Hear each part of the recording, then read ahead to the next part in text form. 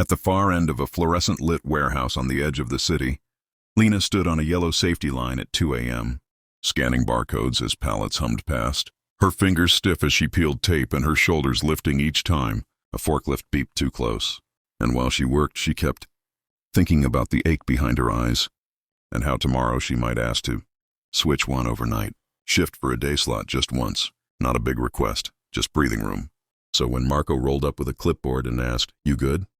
she laughed quietly and said, "Yeah, just tired. Might ask for a lighter shift tomorrow." Then shrugged and kept scanning, feeling the words float away like dust. And a few minutes later she heard whispers. Near the break room where vending machines rattled and someone said her name. And she told herself it was nothing, that people talk. But her stomach tightened, as if a belt had been pulled a notch too far. And when she bent to lift a box, she pictured the supervisor's face, the tight smile that never reached his eyes. And she wondered if asking was weakness or honesty.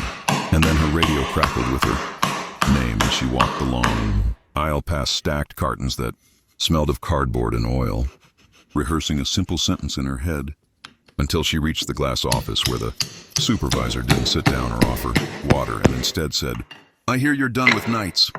And she blinked because that wasn't right and said, "No, I just said I was tired." And he tapped the desk and replied, "That's not how it was told to me." And she felt heat crawl up her neck as if everyone outside could see through the glass. And she tried again, slower. "I was thinking of asking for one change. That's all."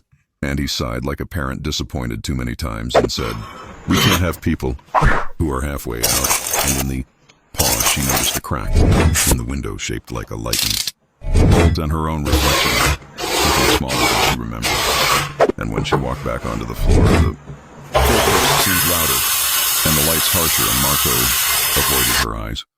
And someone else muttered, "Guess she's leaving," and she wanted to shout.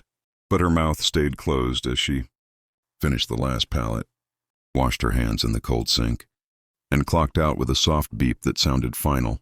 And outside in the dark parking lot, she sat in her car without starting it, hands on the wheel, realizing how a tired sentence had grown legs and teeth, and that tomorrow, wherever she went, she would carry one new rule like a folded note in her pocket: speak less, choose ears carefully, and let silence do the work words could not.